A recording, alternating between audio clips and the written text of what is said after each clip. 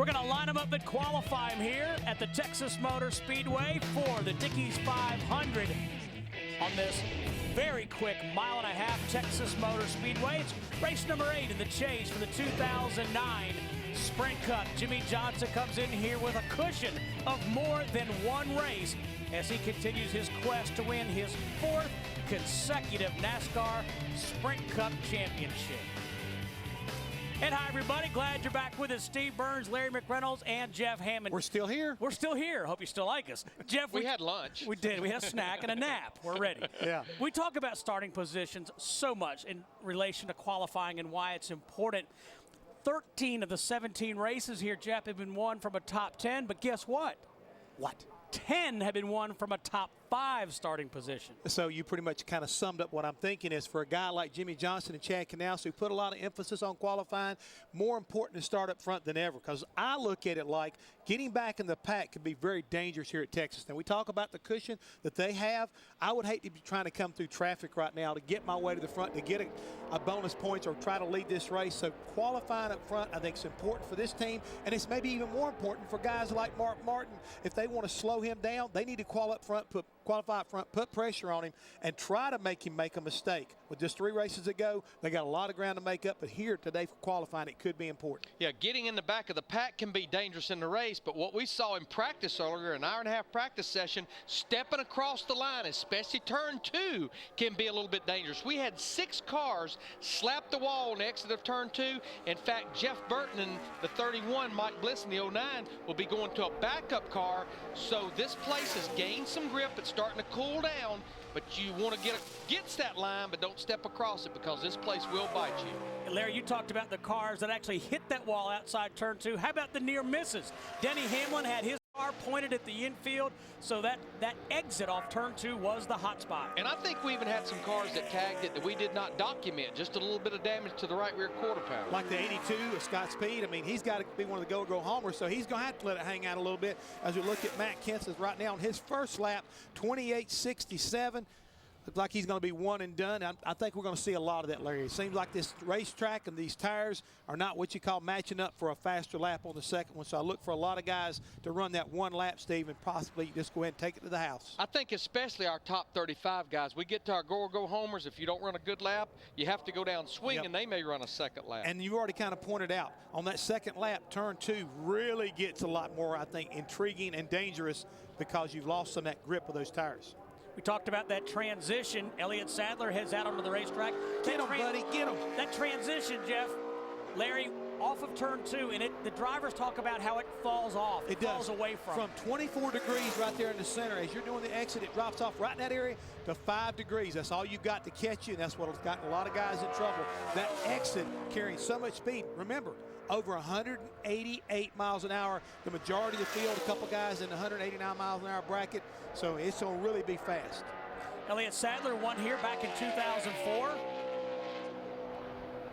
Had a great run at Talladega last week, driving a Ford. His teammate is in a Ford, A.J. Allmendinger, for the final 3 races. Elliott back in a Dodge, but had a good, solid 9th place finish.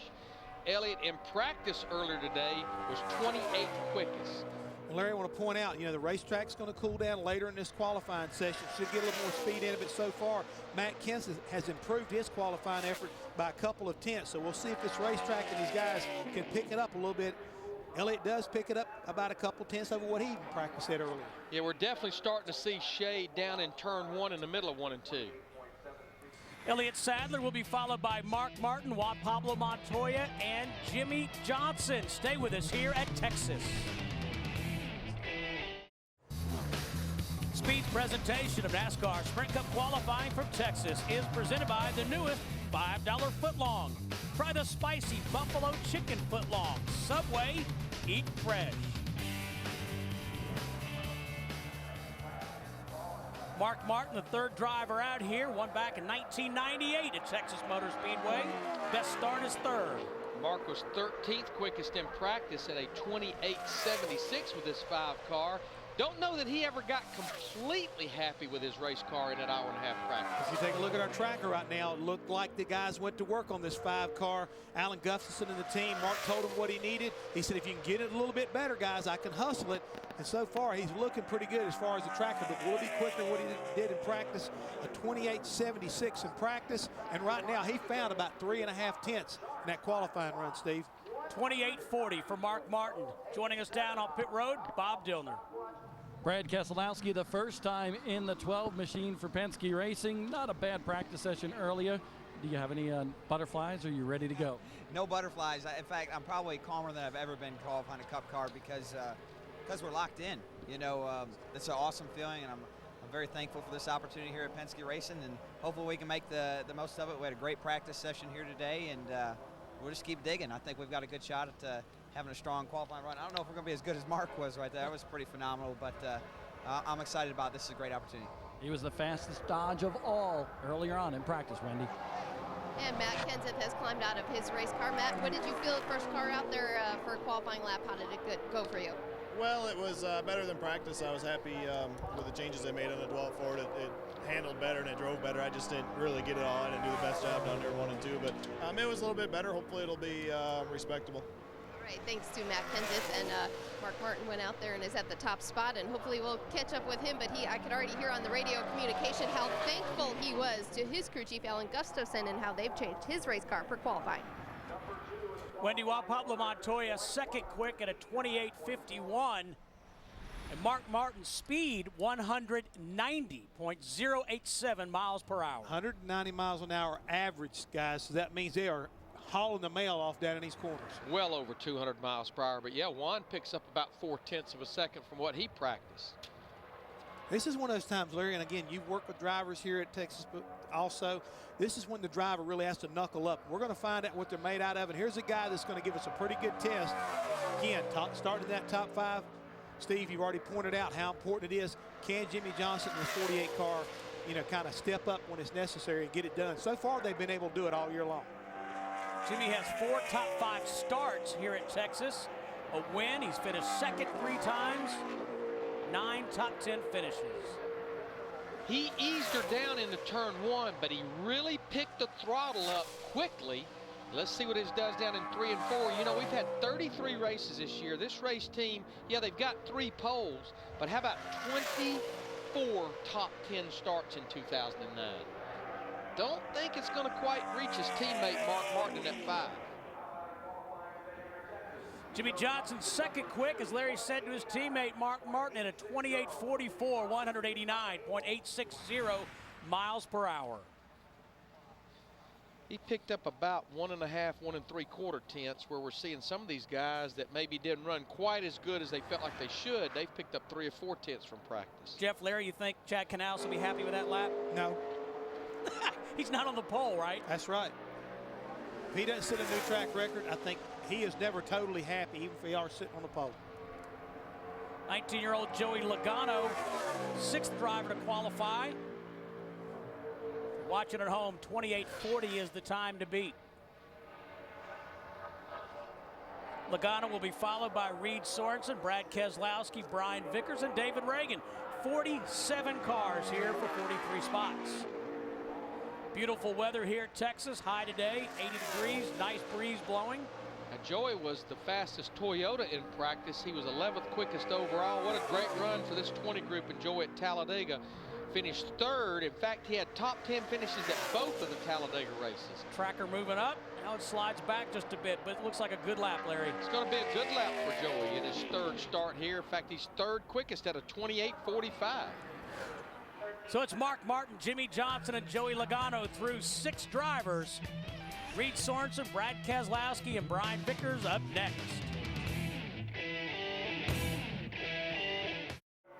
And Mark Martin just getting out of his car, the fastest in this qualifying session. Your teammate out there, Jimmy Johnson, 2nd right now, so you have to be pretty pleased with what they did to change your race car. Yeah, we were not that good in practice. We were 13th fastest, and I was busting my tail to get that.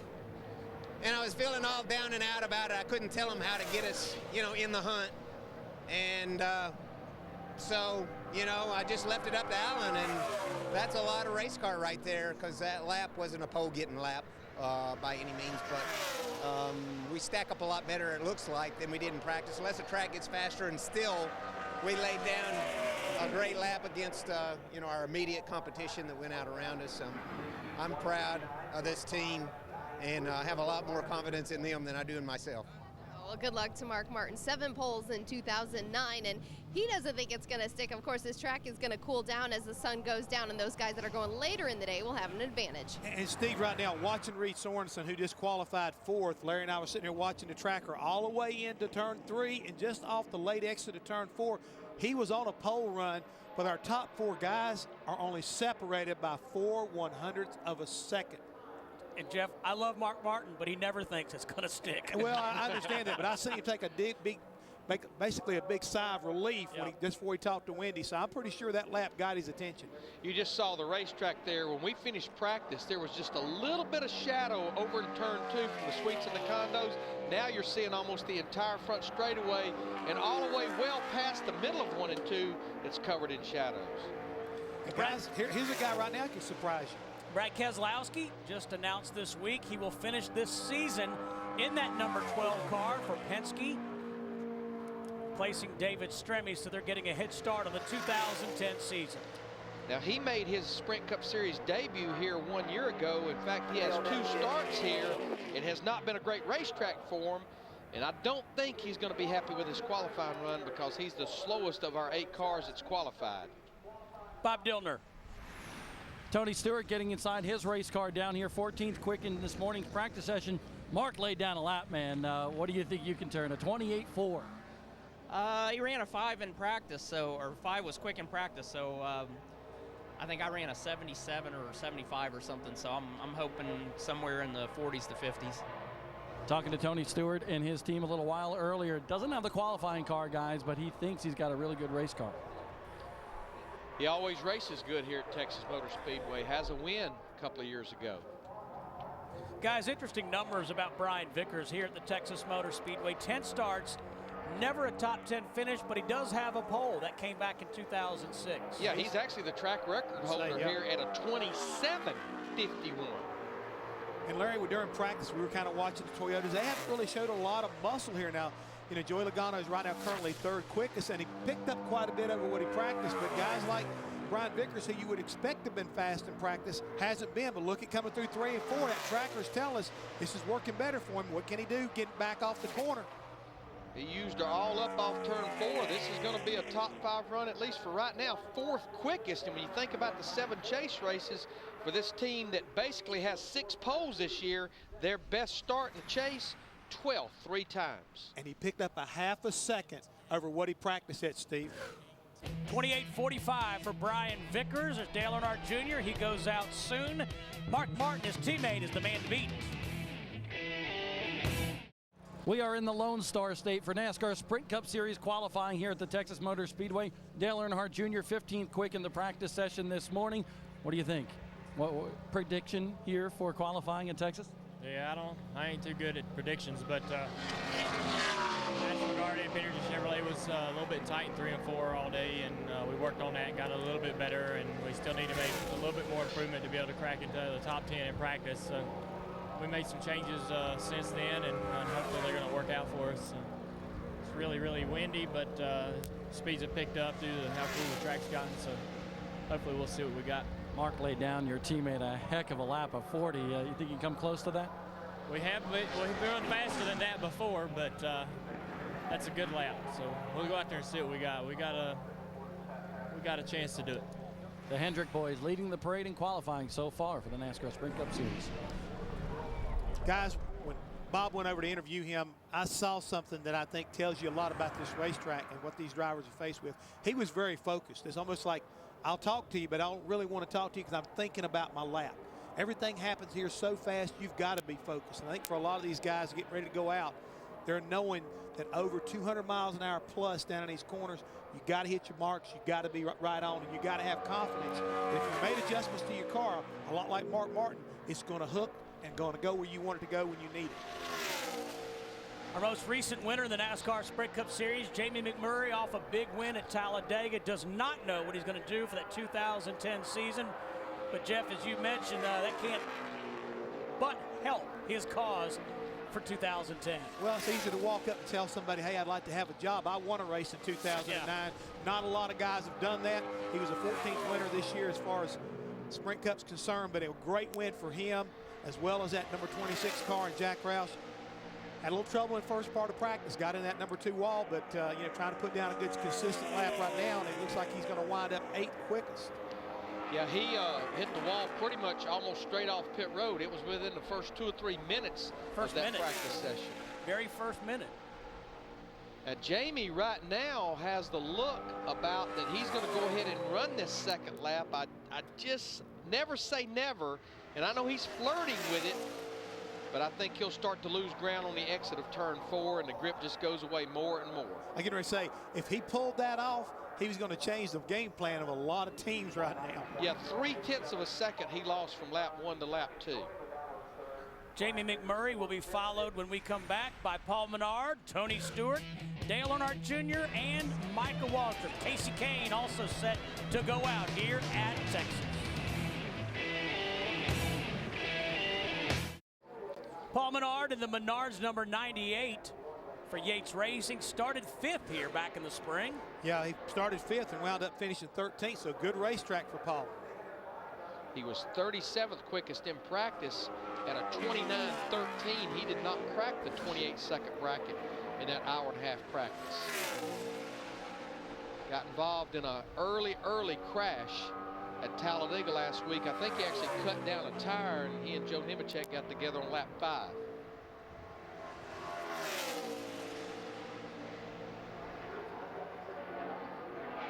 Paul Menard, the 12th driver of 47, to take time here on a beautiful fall afternoon at the Texas Motor Speedway. He is the slowest of 12. Bob Dillner did crack the 28s, Bob, but not that fast. Well, let's find out what Casey Kane thinks he's going to crack here. He's fired the pistols before. You've won at this racetrack, but what do you think you can turn here in qualifying, Casey? Hopefully a pretty good lap. We ran decent in practice with our Budweiser Dodge and made a couple small adjustments to hopefully make it better. The wind's blowing really hard down the back stretch, so you can overdrive 3 pretty easily, and there's more shade in 1 and 2, so I think we'll go quicker. We'll just hopefully we'll get in the 30s. Casey Kane thinks he might be able to beat Mark Martin. He was 12th quick in practice this morning. Bob, Tony Stewart won here fall of 2006, and not only did he win, he absolutely dominated that event, leading 278 of 339 laps. Larry, I know you were watching. Did you see what Tony did? He got out of a little earlier, didn't charge down in there at 199 miles an hour, got back in the throttle very aggressively, and right now, guys, he's got a wait on the lap coming. It's going to be a great lap for Tony Stewart. I think he's going to run in the 30s, and he will, a 28.32 with this brand new race car for Tony Stewart. P1, 28.32. 28.32 as you hear Darian Grubb. Heard Tony right there saying he was proud of everybody. Absolutely. 190.624 miles per hour for Tony. Don't forget, Trackside later tonight here on Speed. It's our Friday night house party / TV show. Our guests include Brad Keselowski and Juan Pablo Montoya. 7:30 Eastern here on Speed.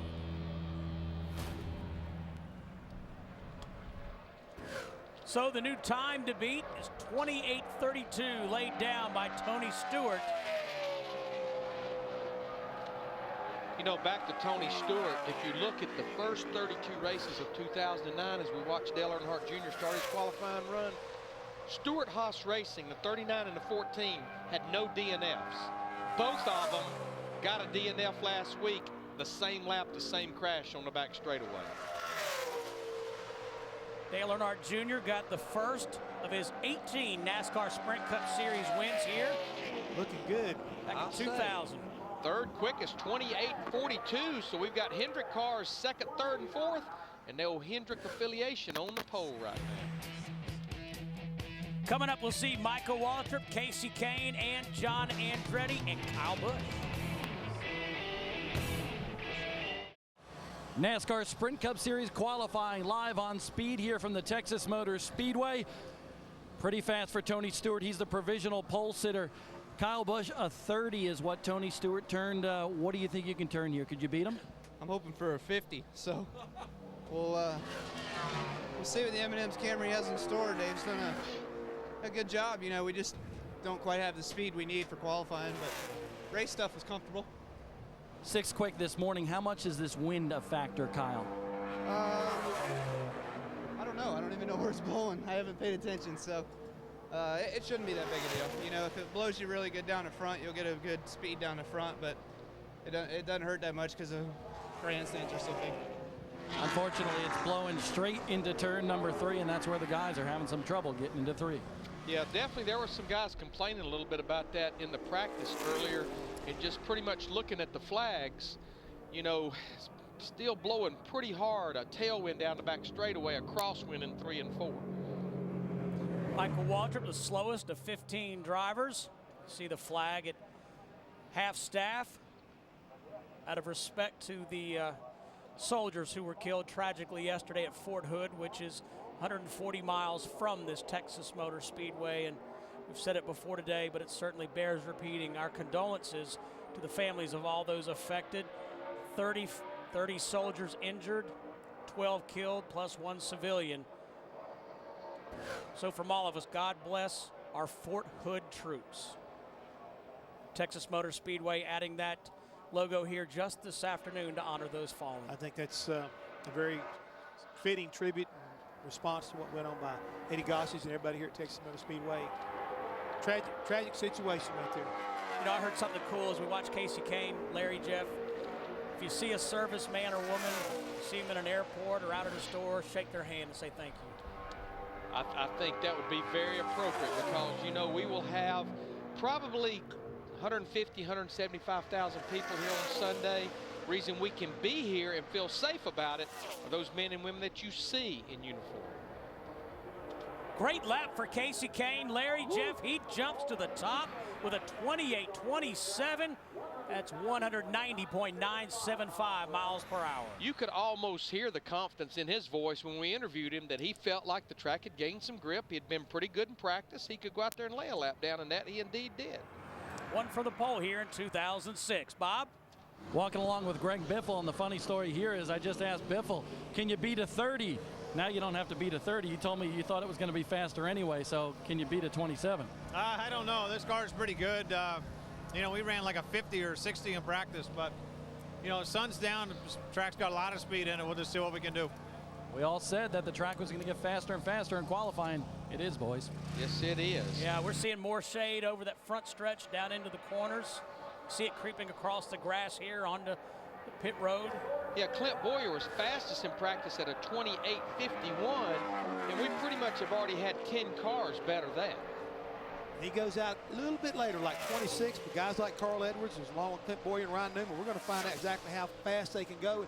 Let's don't forget that crazy Australian, Marcus Ambrose. He's been pretty quick all day. He's all fizzed up. All the time. Now this 34 car of John Andretti, of course, they're locked in by virtue of the top 35 and owner points, but this team had engine problems at the very beginning of practice, so this kind of is just for pit selection only. Get a couple of laps on this engine. John, the slowest of the 17 cars, 29 flat.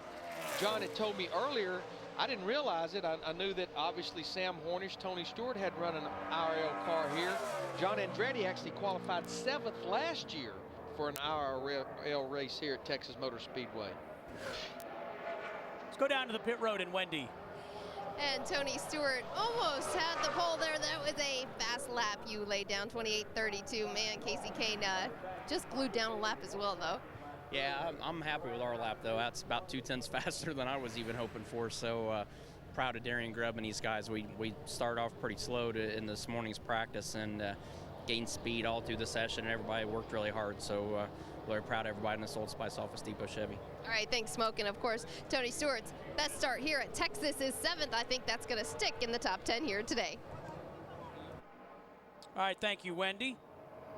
Denny Hamlin is next up, and what we talked about in practice, he came off turn 2 and the nose of that race car was pointed towards the infield.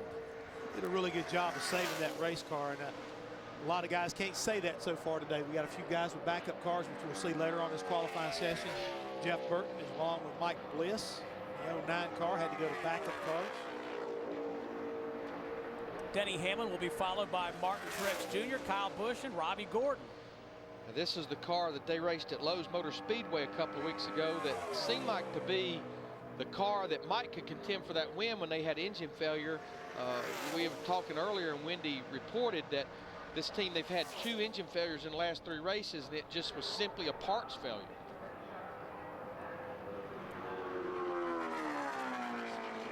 Denny Hamlin 12th overall of 18 drivers. Casey Kane with a time to beat, 28.276, 190.975 miles per hour. Second quickest time of 2009. And Sprint Cup Series qualifying well underway here in Texas. Casey Kane, the top spot right now. You put down a lap that you were even shocked about. You could be on the pole for your second time here at Texas. Yeah, we'll see. It was a really good lap. We made some gains from practice with our Budweiser Dodge, and the engine ran great. Everything was perfect there. I felt like I was really quick in 1 and 2 and might have given up just a touch in turns 3 and 4, but you know, it was still a great lap. Stanley Tools, Best Buy, everybody that supports us, all the guys at the shop. You know, it's nice to. This should be a top 5. I don't know about a pole, but hopefully it's hopefully a pole, and we'll see what happens. All right, thanks to Casey Kane. And Steve Burns, when I gave him the little stat right before you went to break, you said it was the second fastest time of 2009. He gave a little eyebrow raise and said, that's pretty cool. Wendy, the fastest time, 192.376 miles per hour at Lowe's Motor Speedway a few weeks ago. Which is the fastest speed ever with this new car that we've been racing now about 2.5 years. So what you're trying to say, Mr. McReynolds, they're starting to figure this thing out. Yes, they are. Bob Dillner. Clint Boyer was quickest in practice, but you've been watching the sprint vision there, and what are you seeing? You think you can mess with some of those guys up top? I'm seeing that we need to go a little faster. I was pretty content with that 51 we ran in practice. Hopefully the grip's there and we're going to do it. I'm going to go for it. I owe it to these guys. We haven't got a pole. The Cheerios, Hamburger Helper Chevrolet was fast. It brought a good hot rod. And, I owe it to them to get it all out of there. So I'm going to bury it off in there and hope she sticks and go for it. Just hold your breath. Yeah. As in, easy for you to say. That's kind of what I picked up on. It's kind of like you feel that way, get in the other side and ride with me. Come on with me, big boy. Yeah, I don't think so. Just want to update you, Martin Truex Jr., 13th overall in his Chevrolet, 28.634. Now, I just believe Kyle Busch will run faster than a 50. In fact, he's flirting with running maybe a 30 with this 18 car. 28.343, third quickest, by far the fastest Toyota. Good pickup, babe. Kyle Busch will be followed by Robbie Gordon, Greg Biffle, and A.J. Allmendinger. Now, he mentioned Dave in his interview. Remember, this is the week that Joe Gibbs Racing moved Dave Rogers from the number 20 Nationwide Series car to work with Kyle for the final 3 races, replacing Steve Addington. Steve is here. He's working with Wally Brown over there with the David Gillen and 02 car. But I think that move right there just goes to show you you're only as good as your most recent performance, because Kyle Busch and Steve Addington last year and this year, 12 wins. That's second only to the 13 wins by the 48 car, Jimmy Johnson and Chad Knaus. Robbie Gordon, the 21st driver to qualify here at Texas Motor Speedway.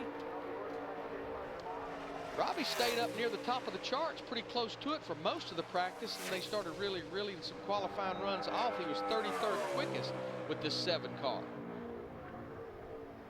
See whether or not Robbie and Doug Richard, his crew chief, made any kind of adjustments during that final practice to find some speed for this 7 car. Ooh, Doug Richard, NASCAR Performance. Right. That's it, yeah. We have 2 airings this week, 7 o'clock Eastern time tomorrow night, Saturday night, and once again, just before you go to church, Steve, 11 a.m. Eastern time Sunday morning. I got it covered, Larry. I've got it set on the DVR. I'll be in church, so I'm all set. Okay, long as you're set. Won't miss it. Robbie Gordon, 15th overall at a 28.67. I think you'd be pretty happy with that. They picked up about 4/10 over what they had practiced at earlier today. Whoa! Whoa, what's going on? It's a rodent. You thinking what I'm thinking? Scary. I know we're thinking the same thing. I ain't going to go there, though. It's been kind of quiet today. Quiet as a church mouse. Ba-dum-bum. Good one, Ted. We'll be here all weekend. Sometimes this voice in my head kind of comes out. I'm sorry. Whenever I hear punchlines, I'm expecting to hear Chris Myers say, we'll be here at the Chuckle Hut all weekend. Watched old Chris Myers the other day when he covered the Carolina Panthers versus the Cardinals. Great job. Yeah, worked out really well. You know, this might be one of the bullets that Casey Kane has to watch closely. Not sure it's going to be a pole run, but Greg was second quickest in that practice session. It's going to be top 5. 5th quickest, 28.413 for Greg. Casey Kane hasn't scored a pole in 53 races. Last pole came at the Infineon Raceway last June. Brian Newman buckles in, the Rocket Man ready to go.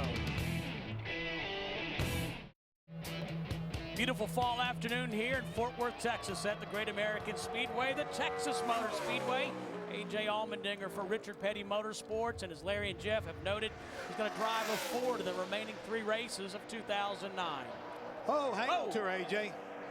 Coming to the green right there. And that's going to hurt this lap. Yep. We always talk about, especially at a track where it looks like you're going to have to make it happen on lap 1. One of the most important parts of that lap is coming to the green through 3 and 4. Well, Larry, I'll tell you one thing. He tried to hustle and get a little bit of that back, at least down into turn 1. Saw 200 miles an hour. It's one of the fastest speeds I've seen all day going into 1. And 199 going in to the end of the back straightaway into turn 3. If he can hang on to it off of turn 4 here, again, he used a lot of racetrack, but guys, it's not going to be a bad lap. You will not be able to accuse him of not giving 100% on this qualifying run. He was on it. A.J. Allmendinger fast enough for 10th quick. Let's take another look at him as he comes off turn 4. This is coming to the green now. He's trying to get all the speed he can, and right there on that late exit, whoa, got to get off the wall. He did a nice job recovering from that. When you look at, he's 10th quickest right now to 28.46. In fact, he ran the exact same time as David Reagan in the 6 car. 44 car, I'm pretty sure, is higher in owner points in the 6 car, so he would get that position.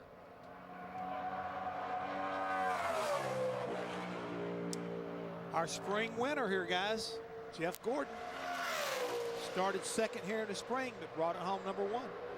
And then a year ago, sat on the pole and finished second. So a couple of good runs here the last 2 trips. Casey Kane is the quickest at a 28.27. Tony Stewart and Kyle Busch, second and third. Jeff, he eased it down into turn 1, but he picked that throttle up quickly, carries that speed down the back straightaway. Let's see if he goes with the same philosophy through 3 and 4. I think this is going to be a pole run. If it not, it's going to be awfully close, man. He got a great run off turn 4. Good job, guys. 200 water. 28.25. He knew it coming off of turn 4. It was a good lap. Now 54 races between poles for Casey Kane. The number just grew. Woo! Great lap by Jeff Gordon at a 28.25. Will Harvick and Mears have anything for Jeff Gordon? We'll find out. Speed's coverage of NASCAR Sprint Cup qualifying is presented by the newest $5 footlong. Try the spicy buffalo chicken footlong. Subway, eat fresh. So Jeff Gordon, the first driver to top 191 miles per hour, 191.117 miles per hour, 28.255 seconds. Well, here's his first big challenge of the guy that was quickest earlier today, and whether or not he can make it happen coming off of turn 2, we don't see it. He told Bob Dillner he was going to haul it off down in there and bury it. And he'll have to pick up 2.5 tenths from what he ran in practice. He ran a 28.51. Going to be a great qualifying run, but I don't think it's going to get up there where Jeff Gordon's at right now. 8th overall for Clint Boyer in the Cheerios Chevrolet for Richard Childress Racing. 28.428, Bob. Well, it was Kurt Busch who was 6th quick in this morning's practice session. You got a pretty darn good Dodge here this time around. But can you mess with any of those guys up front? We hope to pick up a little bit of speed with our Operation Homefront Miller Lite Dodge, but those guys are fast. It'll take a good lap to really knock those guys off the top, but we'll give it our best shot. All right, Kurt Busch hoping to get her done here today, guys. Well, if he's going to get her done, Bob, it's going to take a 28-25 or better, because that guy, Jeff Gordon, just took care of business. Look at the smile on Jeff's face. I mean, he knows, he liked that right there, talking to John Smeltzer, the engine tuner on the 24 car. Got to be pretty pleased with that effort. In fact, his last pole was here 1 year ago. Whoa, there's another one in there trying to hang on to her. Carl Edwards coming to take the green. See what he can do with that, whether it hurts him like it did A.J. Allmendinger. See the tracker already moving back. Boy, that car was stuck to the bottom of the racetrack. It was digging through the middle of turn 1 and 2. He's losing off in turn 2 right there, down the back straightaway. Let's see what he does in turn 3 and 4.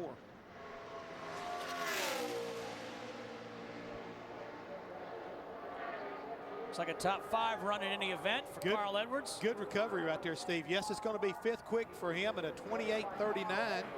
He is the fastest Ford so far.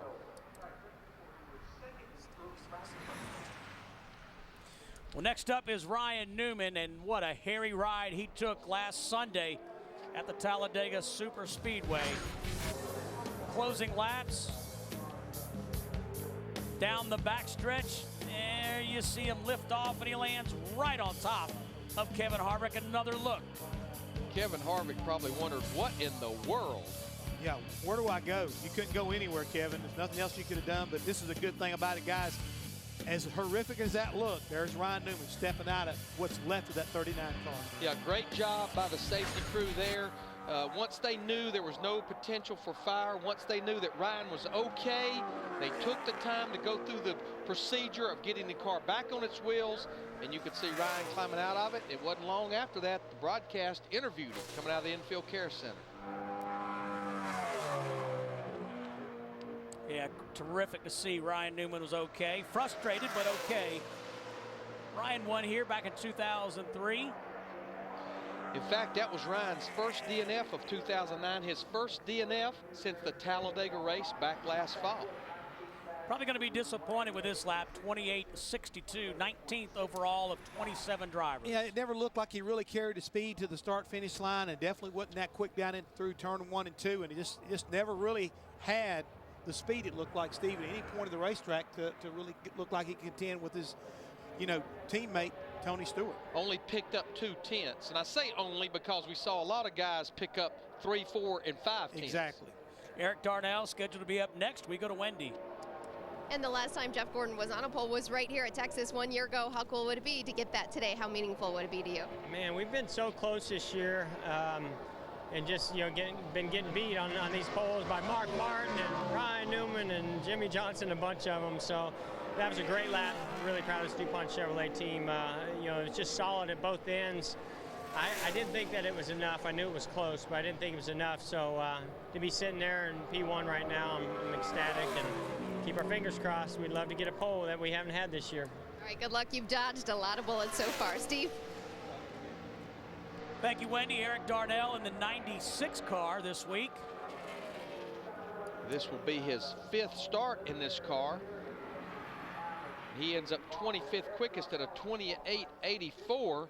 That's a lot of pickup from practice, but still going to put him pretty far back in the pack on Sunday. And I kind of have empathy for what, Jeff Gordon's talking about, because there's still some guys back in here like Kevin Harvick, Kurt Busch, that has an opportunity to come up here and possibly knock him off. And Steve, here's a guy right here, Jeff Burton, who had a hard impact off of turn 2 right there during the practice session, had to go to a backup car, and reports are that now he will not even be competing in the Nationwide Series race because he got banged up pretty good during that wreck. That was a hard lift.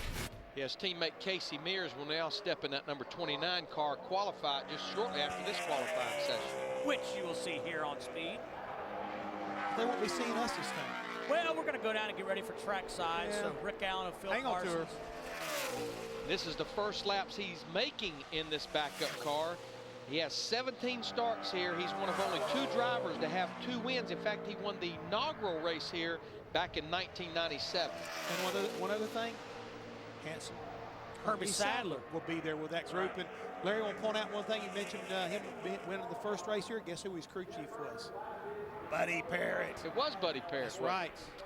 And Jeff, I think, just wanted to get a lap under his belt with this backup car. He'll get the 2 practice sessions tomorrow. Weather looks great to get this thing ready to race. 29th of the 29 cars it's been. We are ripping right along through this qualifying session presented by Subway for the Dickies 500 on Sunday. Just 3 races remain in our 2009 season. Hard to believe, but it's true.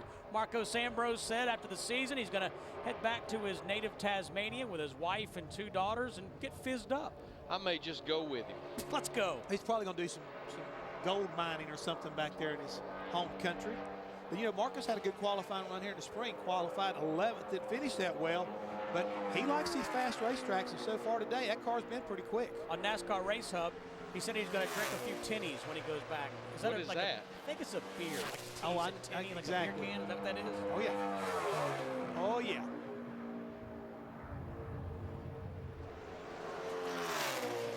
Yeah, Marcos in practice earlier was 29th quickest.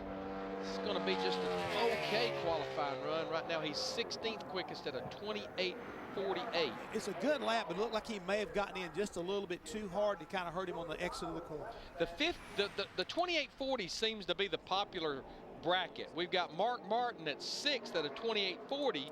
We just had Marcos Ambrose run a 28:48, and he's 16th. 7 drivers in the 28:40s. And I might want to back up a little bit. He picked up a half a second. Well, NASCAR Race Day is here in Texas. Jamie McMurray will join them live to discuss his win at Talladega. Wendy sits down with 4-time champ Jeff Gordon. NASCAR Race Day built by the Home Depot. Live Sunday at 12:30. You know what Johnny needed in that shot right there? A haircut? A cowboy hat. Yep. Well, that's your department. Well, if he'd have talked to me about it before they used him for a promo for Texas, I'd have told him to put a cowboy hat on. And your blue tie. He said that wasn't a tie. What is it? A scarf. The man told me it wasn't a tie. What was it, Hammond? It was a tie. It was a Texas tie, which is a scarf. Both of us are wrong. Or both of us are right, whichever one you want to look at. Take a look here at Sam Ornish. He completes his lap. Good lap for him. Top 10 at a 28:43. He becomes real the nice second work today, quickest but I'm Dodge. proud of you, man. It's a good effort. Well, we're going to see if Jeff Gordon can hang on for his 68th career pole in the NASCAR Sprint Cup Series. Stay with us to see if he can do it. Jeff Gordon with the target on his back, 28:25 is his quick time, 191.117 miles per hour. David Rudiman, one of those drivers Larry talked about that had a little scrape with a turn 2 wall. Yeah, obviously they were able to hammer it out, cleaned it up, and he's still in the same car, sat on the pole here back for the spring race. Big announcement here earlier today that the company Tums, they've signed a multi-year deal with Michael Waltrip Racing, moving ahead with this 00 car starting in 2010. Don't think he's going to get close to his pole run from the spring. Ends up 12th quickest in this 00 Toyota, just in front of Joey Logano, just behind Jimmy Johnson. Larry, like you were pointing out a minute ago, the 40 category from about 28.40 to a 28.48. There's about 12 or 14 cars in that little group bunch of right cars there, stacked on top of each other. Bob Dillner standing by with a NASCAR legend. And that is Bill Elliott. His son, though, is becoming a legend of himself on the short track ranks. He was 13 years old. He was actually fastest in practice at the North-South Shootout today, but what can we expect from you here today in qualifying? I need him here. Man, we've struggled in practice. I mean, worse than I've been, I guess, in a while. And we kind of went a different direction, and it's absolutely not working. And we made a total change on the race car, and we'll see what happens. I mean, you know, we've been so good in the Ford Motorcraft Fusion, and we can't seem to get back to where we were at. And it just seems like this stuff changes so quick, and we just need a little bit of luck here. And hopefully it'll be blowing snow when I get ready to qualify, if it cools off enough. I'll tell you what, maybe Bill Elliott needs a little help, but his son, maybe in about 5 years, guys, we're going to see him in the upper echelons of NASCAR. Well, I wouldn't be one bit surprised, but right now, Kurt Busch had us kind of wondering whether he was going to be able to pull this thing off or not, but he wound up not sitting on the pole, but he is 3rd quickest in that number 2 Penske Dodge. Good effort for him.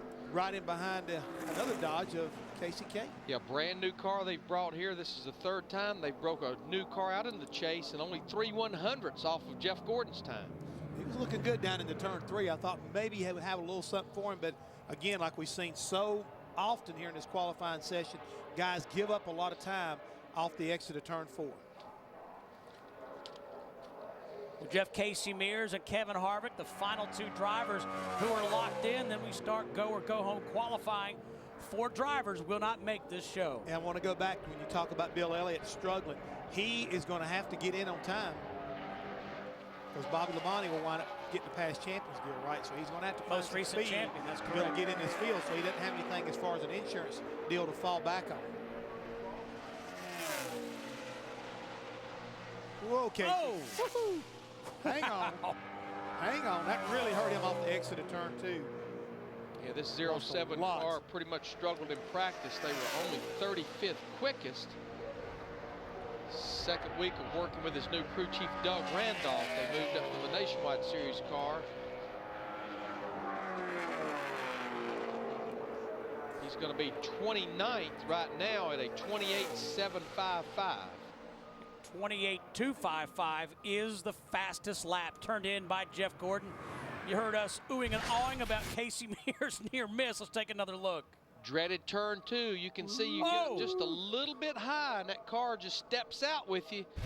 I mean, it's just sliding, Larry, and when it's sliding like that, you're losing the momentum you need down the back straightaway. That's what's important. They say, well, hey, he got off of there. But no, the car's sliding like that, you lose grip. And when you lose that grip, you lose speed. Hey, we've said it before at other tracks. It's physics. It is. Got 3,500 pounds going sideways. And that don't work when it comes to stock car racing. Kevin Harvick's up next, teammate to Casey Mears. Childress Racing. Kevin was pretty quick in qualifying.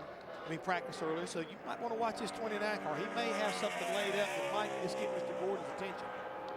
He's doing double duty here this weekend, driving his own number 33 Nationwide Series car. Man has 4 wins here in the Nationwide Series at Texas Motor Speedway. 2 top 5 finishes in the Cup Series. Steve and Larry, I saw him driving off in that corner, 201 miles an hour, and he is paying the price on the exit of turn 2 and down the back straightaway. And it looked like he's doing the same thing again in turn 3. Yeah, he was down in the mid to high 160s off the throttle in 3 and 4. I've seen cars that didn't even get below 170 down there. See the shadows growing longer across this Texas Motor Speedway.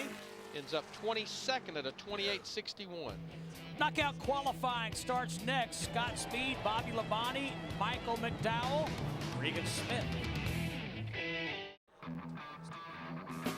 There's your list of drivers who have all the pressure trying to make it in this field on their time and speed without the benefit of a locked-in position enjoyed by the top 35 in points. Well, they're all in the same boat. They're go or go home, but they will have the best conditions of this qualifying session. And I think, unlike most of our top 35 guys, if any of these guys run a marginal lap, you will see them go ahead and step it up and attempt to run the second lap, probably to no avail. Now, Scott did not qualify for this race in the spring a year ago. He qualified and finished 33rd. He actually has a couple of Camping World Truck Series starts here. He was one of the guys that had his hands full earlier today. Got a little piece of the outside safer barrier. Car got loose on him, but didn't sustain any kind of serious damage. 28.72 his first lap. 28th overall. And I think Jimmy Elledge probably gave him that lap, and they feel like that could be a borderline lap, so he's going to go ahead and run this second lap. A lot of our go-or-go-home cars, some pretty stout cars.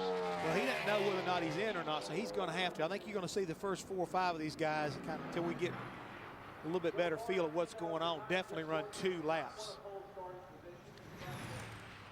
Let's go to Bob Dillner. I'm with Mike Skinner, who will start 13th in tonight's NASCAR Camping World Truck Series race here at the Texas Motor Speedway. But you're in a second TRG car here this weekend. What do you think you can do in qualifying? Well, you know, based on practice, we were in pretty good shape. But, you know, the racetrack's changed a little bit. They changed the right rear spring. Hopefully it's a positive. But, you know, I just want to shout out to all my friends over at in my bus, the Exide folks. over there having some of Angie's good hors d'oeuvres and might even be having a cold beer. I'm not sure. I told them they're going to have to wait for me for a little while. If there's one guy that can put his foot to the floor, Mike Skinner is that guy. Isn't that right, Larry McReynolds? Yes, sirree. A place where you drive her down in there, Mike Skinner is your man, I promise you. He'll get a pretty good idea kind of like how his stuff kind of compares with his teammate Bobby Labonte, that 71 car. What a great run he had last week at Talladega, finished 10th. Ran in the top 5 quite a bit, and that was this team's very first top 10 finish and Bobby's 199th career top 10 finish.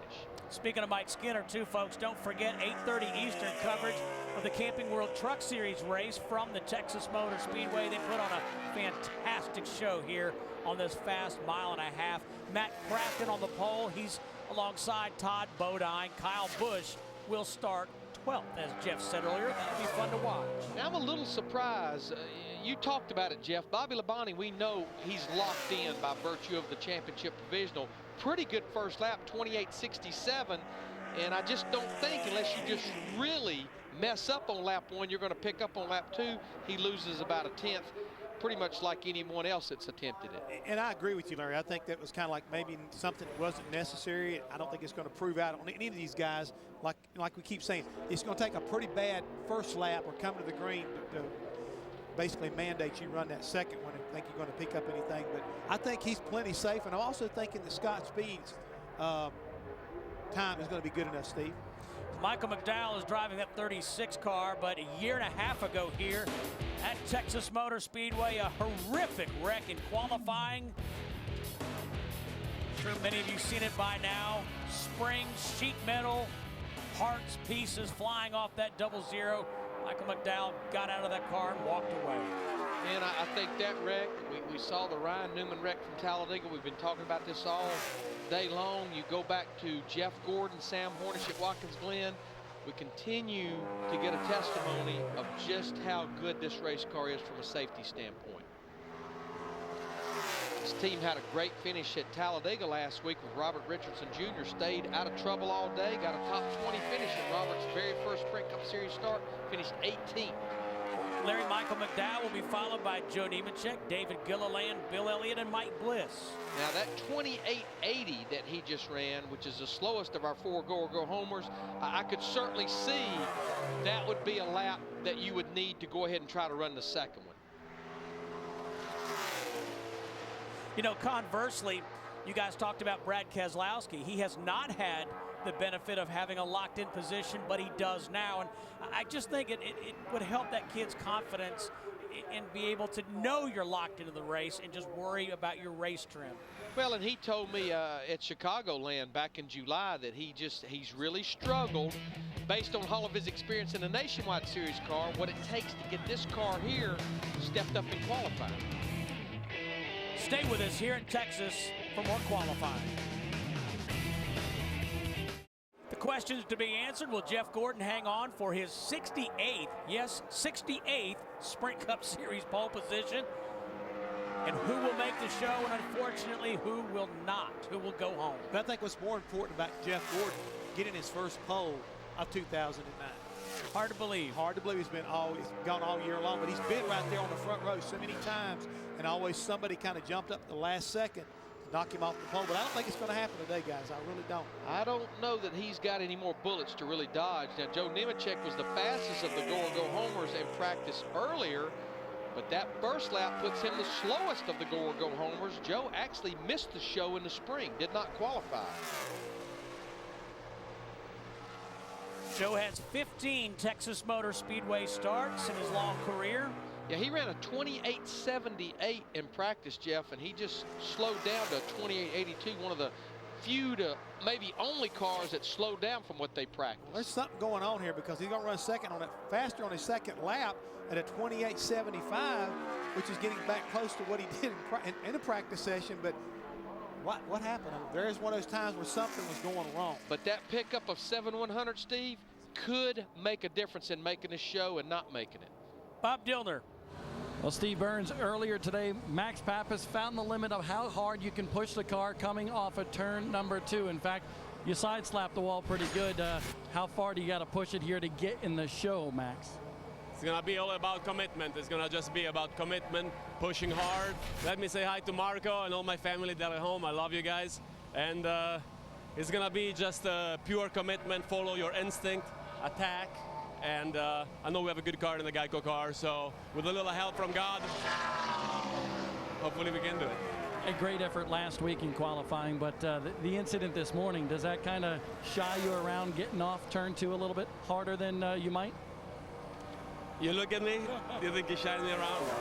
You know, it's you gotta push hard in this series. In NASCAR, I can't leave anything unattended.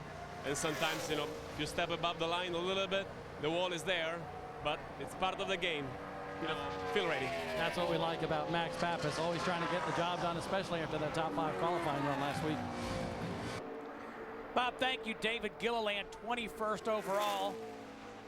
Jeff Larry, just looking at the scoring monitor, we have 38 drivers who have run a 28-second lap. That's a good call right there. Yeah, David becomes the first go-or-go-home car not to run a second lap, rightly so. The fastest of the go-or-go-homers at a 28.579. Don't think there should be any problem with that lap right there. And they struggled for a big part of that practice earlier. That is a Joe Gibbs entry this weekend. He'll be in it at Homestead in a couple of weeks as well, part of a 3-race package. Bill Elliott, the legend from Dawsonville, Georgia, 14 Texas Motor Speedway starts.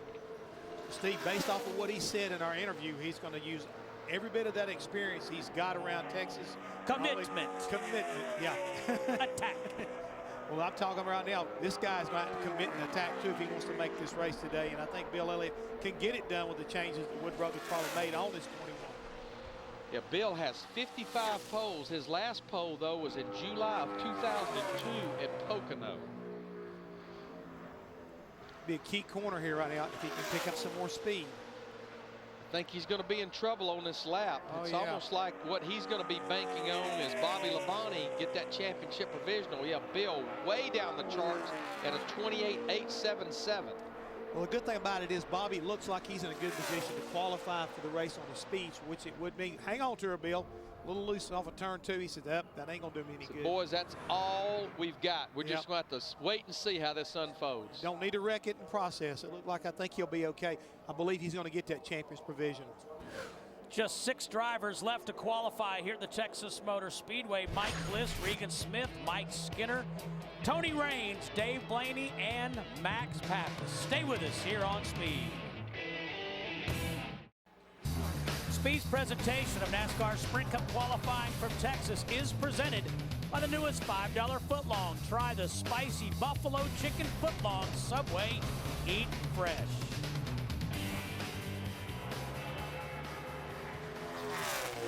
Mike Bliss is up next in the 09 car for James Finch. Now this is a pretty tight box that they're in. They crashed in practice over in turn 2. This is a backup car. He's a go-or-go-homer, and this is the first laps he's making in this 09 car. Yeah, first lap way off at a 29.41. We know they absolutely will run this second lap. Well, you are right. Tractor's going the wrong way. Tough spot to be in indeed. This obviously could end up being good news for Bill Elliott, though.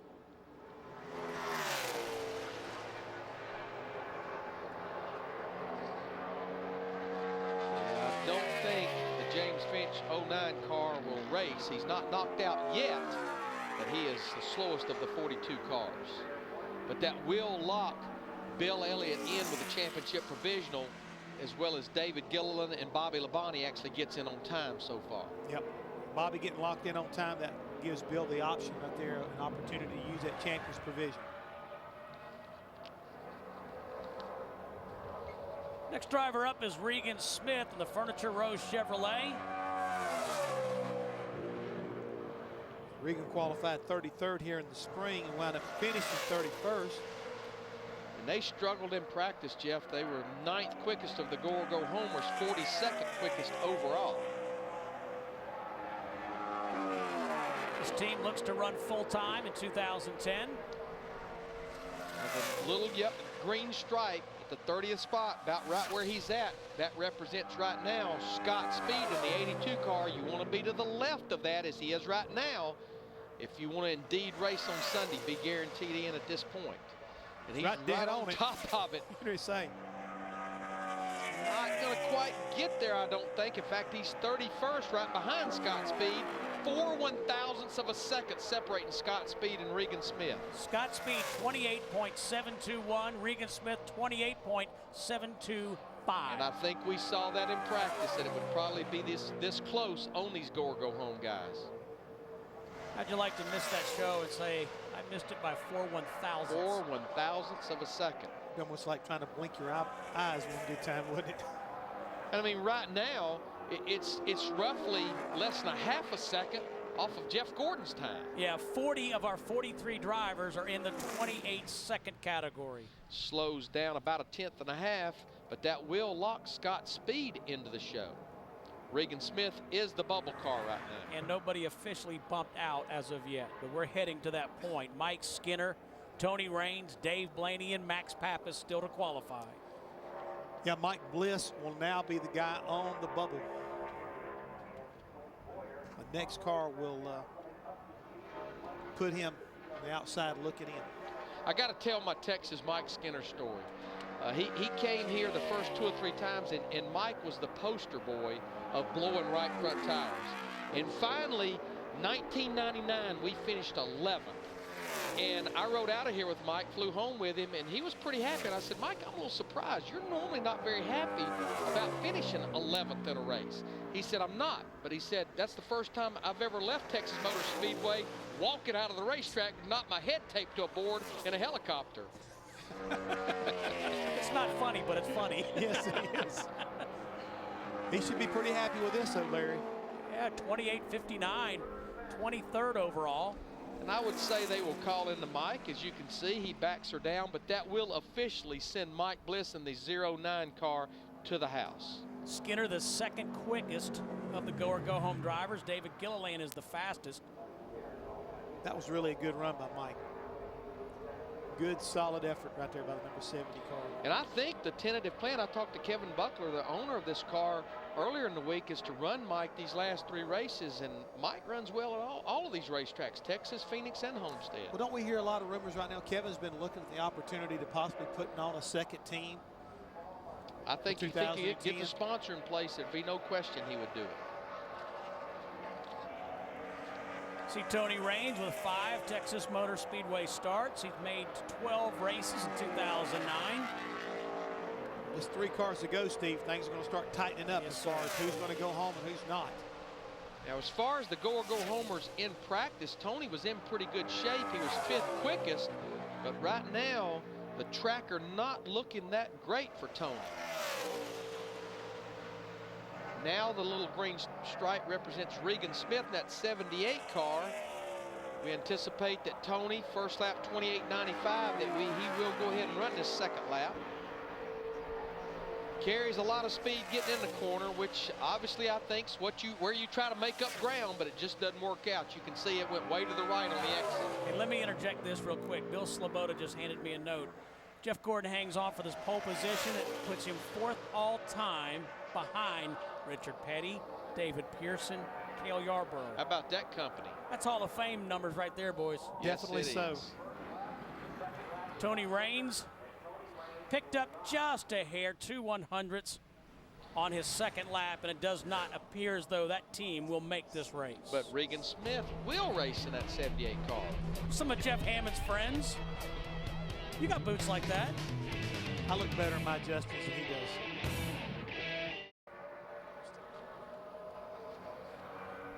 We're about to find out if Jeff Gordon's going to take his 68th NASCAR Sprint Cup Series pole, and we're going to find out who's going to make this show. Dave Blaney in the 66 and Max Pappas, the final 2 drivers to qualify. And Steve, it's real simple. You've got to run a 28.80 or better if you want to race here on Sunday. 29 flat. Dave Blaney's first lap. Won't get it done. We haven't seen anybody yet really pick up enough as far as I think enough to be able to make that kind of difference. Now, Joe Nemechek did pick up on his second lap. Raines picked up 2 100ths. Just don't see it happening with this second lap on Dave Blaney. This should end up being great news for Joe Nemechek, though. Yep, Nemechek is locked in. Dave Blaney will not make the show. So now it comes down to Michael McDowell versus Max Pappas, who we interviewed just a little bit ago. Dave Blaney lost 2.5 tenths on his second lap. And guys, you know, also it's kind of tragic, but Mike Bliss and well as Dave Blaney, both of them raced here in the spring. Not going to get a chance to do it here in the fall. And we talked about it. Joe Nemechek, Scott Speed missed the show in the spring, and both of them are locked in. Tony Raines, Dave Blaney, and Mike Bliss will not make the Dickies 500 starting field. You saw there on the graphic, his best start was 39th. That was here in the spring. He's only got one effort here at Texas. But the thing about Mad Max, at least in recent weeks, when it comes to qualifying, he's been pretty impressive. He's been able to find some speed. Let's see if he can do it here. He talked about it in his interview, commitment and attack. See that green line? That's what he's got to get past. And right now, his tracker is definitely going the wrong way. He needs to beat that 28.804. This does not look like it's going to happen on this first lap. I was a little nervous for Max on this based on what we saw in practice. So we know that he will absolutely go after the second lap as he's at a 29.10. He's picked up 2.5 tenths from practice, but not near enough to knock Michael McDowell out of this show. He's going to have to find 3 tenths real quick, Larry. A little over 3 tenths, as a matter of fact. Max did not qualify at Bristol back in August, and then he actually missed the show at Indianapolis back in late July, and he will not qualify for this Dickies 500, but Michael McDowell will race on Sunday. No. I don't think so. It's too bad. You hear the disappointment in the voice of Max Pappas. Well, a sprint now moment has to go to Jeff Gordon. Folks, this is the 17th consecutive season that Jeff Gordon has won a pole position. 17 years. His first pole of 2009. That is an amazing number. It was an amazing lap. He's an amazing driver. He really is. And he is with Wendy Venturini. Well, thank you, Steve. Jeff Gordon with his first pole, like you said, believe it or not, for 2009. Jeff, congratulations. I know this one feels good to get it off your shoulders before the year ends. It sure does. Better late than never. And, you know, it's been a fantastic year for us in 2009. And just want to say thanks to Steve and all the guys with the DuPont Chevrolet team. Hi to everybody back at Hendrick Motorsports in the engine shop, chassis department. Everybody, you know, contributes, whether we win, whether we sit on a pole. Everybody makes a great team effort. And what a lap. Man, I wasn't sure if it was good enough, but sure I'm proud that it held up. Your one win of 2009 came right here at Texas in the spring. How confident do you feel about your race trim come Sunday? Well, I feel like we had a little bit of work to do from the last time. You know, the 48 was running us down at the end of that race, but we had the speed at the beginning of the run. We had the speed all day. The team was awesome in the pits. So, you know, we have a lot of confidence, especially now qualifying up front, you know, that we can maintain that track position. But only tomorrow is really going to tell. We've got a lot of work left ahead of us, and we'll be going to work tomorrow. We'll be focused on that. Right now, we're going to enjoy this, have fun, and you know, have big smiles on our face, and go get that shotgun. All right, congratulations to Jeff Gordon, pole sitter here at Texas. You can see how much he appreciates this pole here today, Steve. Wendy, a shotgun goes to the driver on the pole position. So, you know, there's cool trophies around this sport. That's one of them. It really is. They give you a Beretta shotgun, and when you win a race here, not only do they give you a cowboy hat, they give you 6 guns to go with it. See a lot of our chase guys there in the top 10, about 7 of them. Great run for Dale Earnhardt Jr.